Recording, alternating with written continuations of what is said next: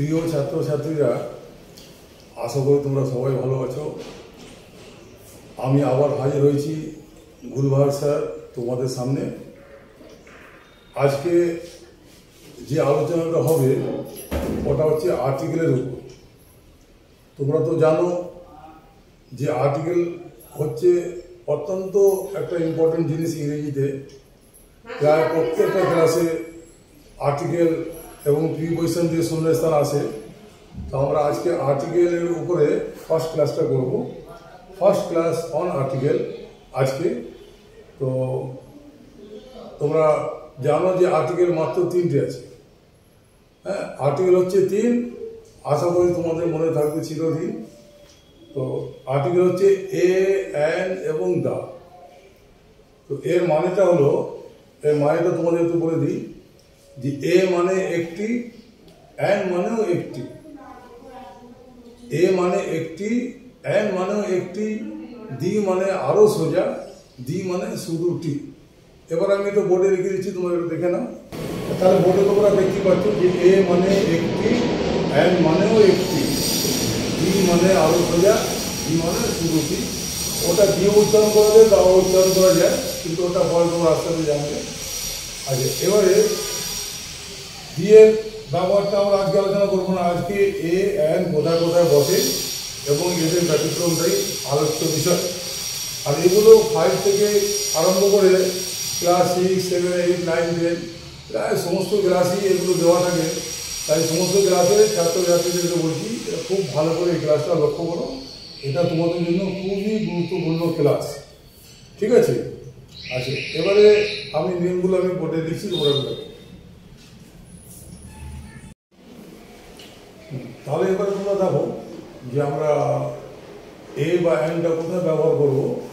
তো এর সাধারণ নিয়ম হলো, নাউনের প্রথম অক্ষর কনসোনেন্ট যদি হয় তার আগে এটাই বসে, অ্যান কিন্তু নয়। এটা তোমায় খেয়াল রাখতে হবে যে তোমরা জানো যে এ, ই, আই, ও, ইউ ভাবেল, আর এছাড়া বাকি 21টা অক্ষর যে আছে এটা তো কনসোনেন্ট, তোমরা বোঝো।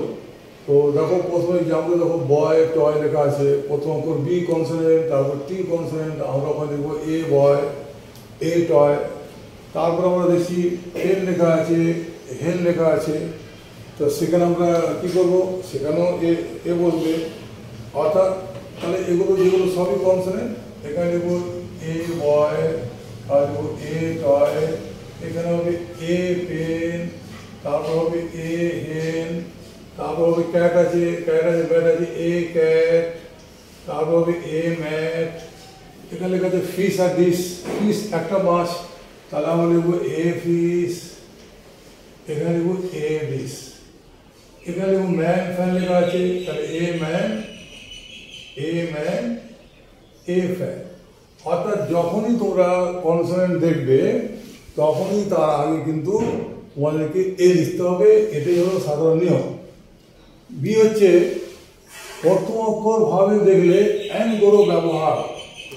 প্রথম অক্ষর ভাবে দেখলে অ্যান গরো ব্যবহার 5টি ভাবে এ, ই, আই, ও, ইউ মনে রাখা দরকার। 5টি ভাবে এ, ই, আই, ও, ইউ মনে রাখা দরকার, ঠিক আছে? এবার তোমরা উদাহরণ দিয়ে তাকাও। এখানে লেখা আছে অ্যাশ, প্রথম ওয়ার্ডে পাচ্ছ অ্যাশ, তাহলে প্রথম অক্ষর এ ভাবেল আছে, এখানে হবে অ্যান অ্যাশ, এ দেখলি অ্যান। তারপরে অ্যান্ড আছে, এখানেও প্রথম অক্ষরে ভাবেল আছে এ, কাজে এখানেও আমরা অ্যান্ড লিখবো, অ্যান অ্যান্ড। তারপর দেখছি এখানে এ আর ইগল লেখা আছে এই ঘরে, তাহলে একটা ই দিয়ে শুরু, আমরা সেই জন্য ওখানে লিখবো অ্যান, এ এন অ্যান। তারপর ইগল আছে, সেই জন্য আমরা এখানে লিখবো অ্যান ইগল, ইগলটাও ই দিয়ে শুরু। এরপর দেখো ইগলু লেখা আছে, ইগলু মানে বরফের ঘর, ইগলু মানে হলো বরফের ঘর, তাহলে এখানে আমরা লিখবো অ্যান ইগলু, ওটাও ভাবেল দিয়ে শুরু, আই দিয়ে শুরু, আইটাও ভাবেল। তারপরে লেখা আছে ইল বয়, অসুস্থ বালক। যদি বলি একটি অসুস্থ বালক, তা আমার বলতে হবে an ill boy, an ill boy. Next লেখা আছে আউল এবং লেখা আছে অরেঞ্জ, আউলটাও ও দিয়ে শুরু, ওটাও ভাবেল, অরেঞ্জটাও ও দিয়ে শুরু। তাহলে এখানে আমরা লিখবো অ্যান, এখানে লিখবো আমরা অ্যান আউল। অ্যান আউল, এখানে হবে an an orange, an orange. এবার দেখো লেখা আছে আমব্রেলা এবং আনটিডি বয়। আমব্রেলা যেহেতু ইউ দিয়ে শুরু, আমরা ওখানে লিখবো অ্যান আমব্রেলা, অ্যান লিখবো, এখানেও ইউটা ভাবেল অ্যান আমব্রেলা। এবার লেখা আছে আনটিডি বয়, অপরিচ্ছন্ন সে বালক বা নোংরা বালক, তাহলে আমরা এখানে লিখবো অ্যান অ্যান আনটিডি বয়। আশা করি এতক্ষণ তোমার কাছে পরিষ্কার হয়ে গেল যে যে আমরা যখনই দেখবো যে মানে কোনো ওয়ার্ড কনসোনেন্ট দিয়ে শুরু, তার আগে আমরা এ লিখবো, আর যদি কোনো ওয়ার্ড ভাওয়েল দিয়ে শুরু, তার আগে আমরা অ্যান লিখবো। কনসোনেন্ট দিয়ে শুরু হলে এ, আর ভাওয়েল দিয়ে শুরু হলে অ্যান। আশা করি তোমরা এটা বুঝতে পারছো। কিন্তু হ্যাঁ, আচ্ছা, এটা অফ করে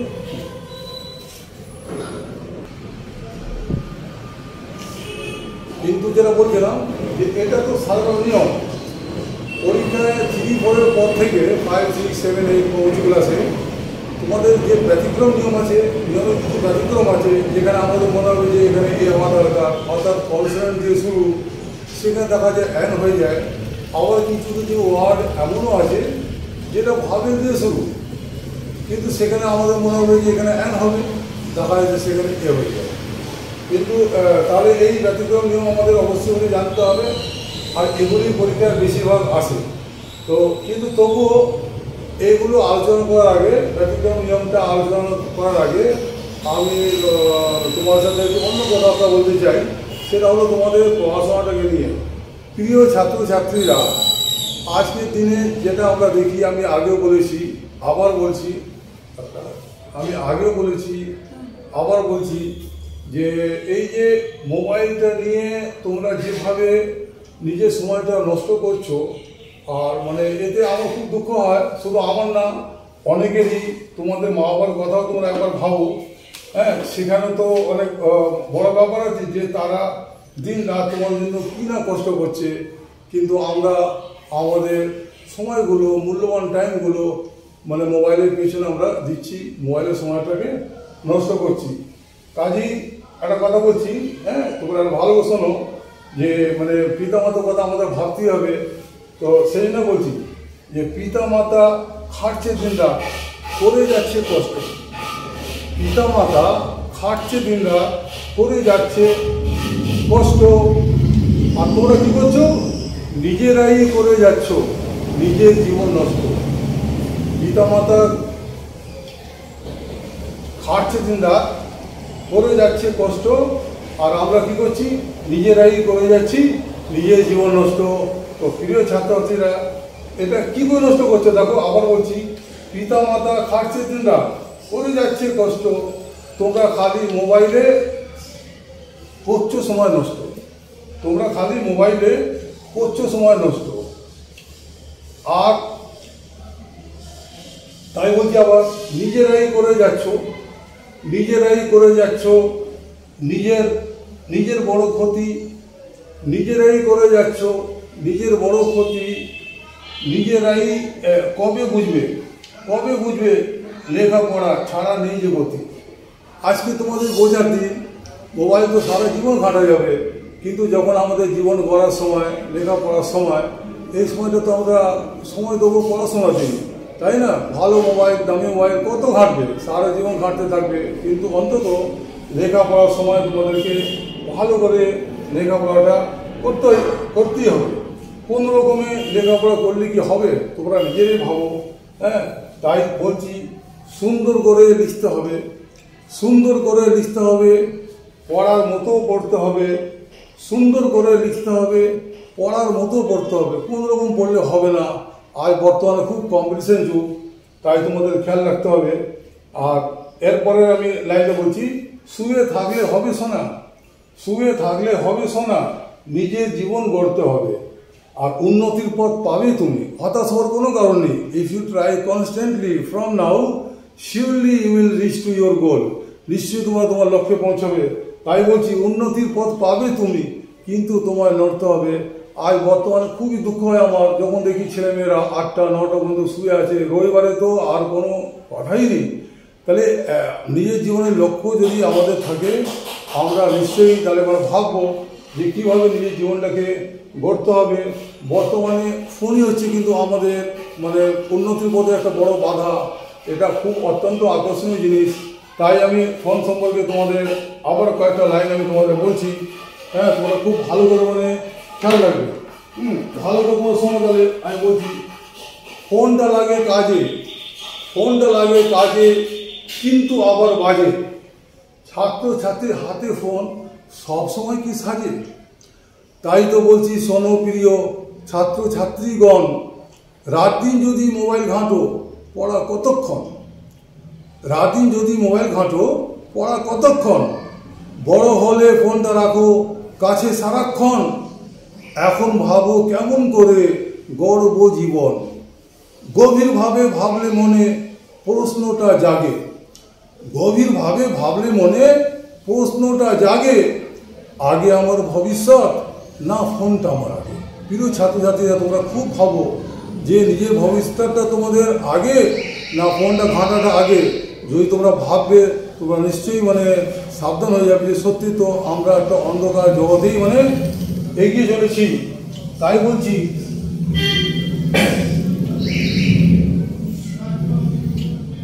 জানি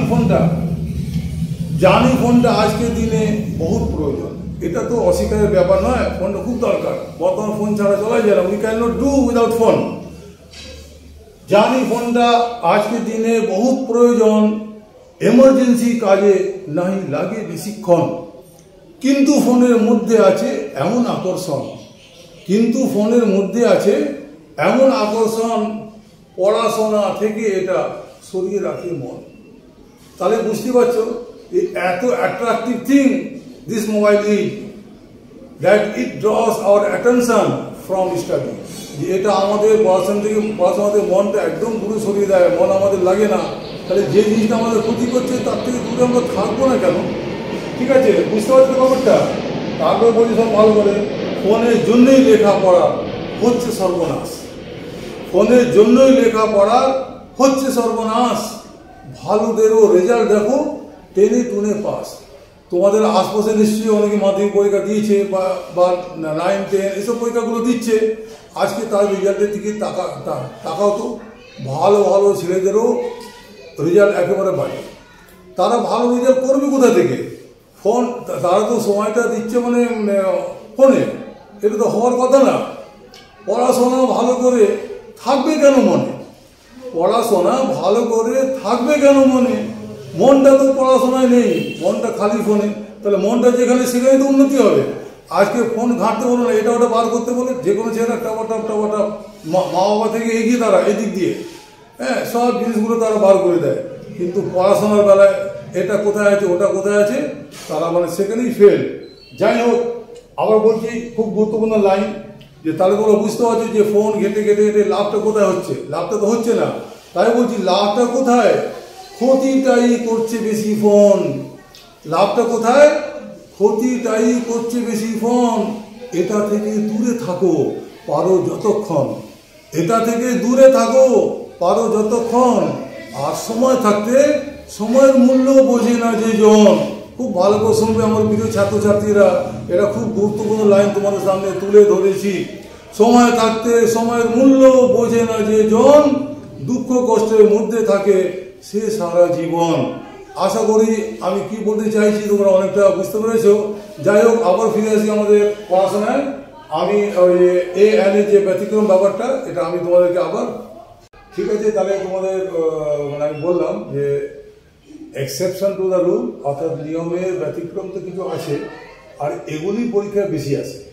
সুতরাং বোর্ডে আমি যে এক্সাম্পলগুলো দিয়েছি তোমাদের কাছে, সেটা অবশ্যই খুব ভালো করে দেখবে এবং বারংবার অভ্যাস করবে। তাহলে দেখবে যে পরীক্ষা তোমরা পারবে। কারণ কি, সাধারণ নিয়মটা তো সবাই জানে এবং ওটা 1, 2 এইসব ক্লাসে আসে, কিন্তু উঁচু ক্লাসগুলোতে সবসময় নিয়মের ব্যতিক্রমটাই দেয়। এবার আমি একের পর এক আলোচনা করছি, তোমরা একটু ভালো করে একটু দেখো। প্রথমে লেখা আছে যে প্রথম অক্ষর এইচের উচ্চারণ উজ্জ থাকবে। উজ্জ থাকলে বলে প্রায় সাইলেন্ট আসবেই না, হ্যাঁ, আসবেই না, এইচের উচ্চারণটা আসবেই না। যেমন তোমরা দেখো আওয়ার, বোর্ডের দিকে লিখেছি আওয়ার, HOUR, আওয়ার। তো আওয়ার আমরা তো এইচ বাদ দিলে তো OUR আওয়ার পড়ি, তোমরা জানো আওয়ার মানে আমাদের। তো সেখানে এইচটা লাগাবার সত্ত্বেও আমরা সেই দেখছি যে ওটা আওয়ার উচ্চারণ হচ্ছে, এইচের উচ্চারণ তো উচ্চ আছে, অর্থাৎ আসছে না। কাজেই আমরা এখানে অ্যান আওয়ার লিখবো। অনুরূপভাবে অনেস্ট বয়, এখানে লিখবো অ্যান অনেস্ট বয়।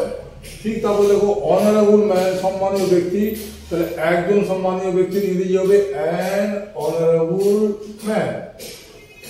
কিন্তু যদি এইচ এর উচ্চারণটা আসে সেখানে তো অ্যান লিখলে হবে না। যেমন তোমার দেখো হেন, সেখানে আমরা লিখবো এ হেন, কেন এইচটা সমান পুরো হ উচ্চারণ। হর্স আমরা লিখবো এ হর্স, এখানে এইচ এর উচ্চারণটা পুরো হর্সের। হাউস আমরা লিখবো এখানে এ হাউস। তারপরে হল, এখানে এ হল, পরিষ্কার করে বলছি হল, হ আসছে, যেখানে হ আসবে না সেখানে অ্যান। এবং ওর জন্য 3-4টে এক্সাম্পলটা তুমি যদি খেয়াল রাখো অনেক ভালো। আর একটা ওয়ার্ড আরও আছে ইয়ার, HEIR, ইয়ার, উত্তরাধিকারী, সেখানে অ্যান ইয়ার লিখতে হবে। এবার বিয়ের দিকে তাকাও, এখানে লেখা আছে MA, LLB, তারপরে ড্যাশ দিয়ে FRCS, তারপরে STD কল। অর্থাৎ এখানে সংক্ষিপ্ত যেগুলোকে অ্যাপ্লিকেশন বলে ইংরেজিতে, সংক্ষিপ্তভাবে লেখা আছে। হ্যাঁ, যেমন HS স্কুল তোমরা জানো, HS স্কুল, ওটা হচ্ছে লিখে রাখি HS স্কুল, উচ্চ মাধ্যমিক স্কুল, HS স্কুল। তাহলে এখানে লক্ষ্য করে তোমরা দেখো প্রত্যেকটা প্রথম অক্ষর, কিন্তু মাঝখানে অক্ষর বললে হবে না। প্রত্যেকটা প্রথম অক্ষর উচ্চারণ করতে, যেমন এম, আমরা এম উচ্চারণ করছি, ওটা কিন্তু বাংলায় লিখে দেবো, তো এ ম এম, বাংলায় এ আসবে।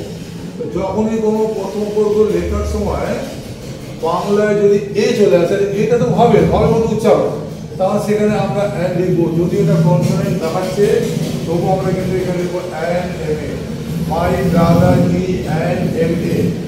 LLB, সেখানে লক্ষ্য করে এল বলতে গেলে এল আগে বাংলায় এ চলে আসছে।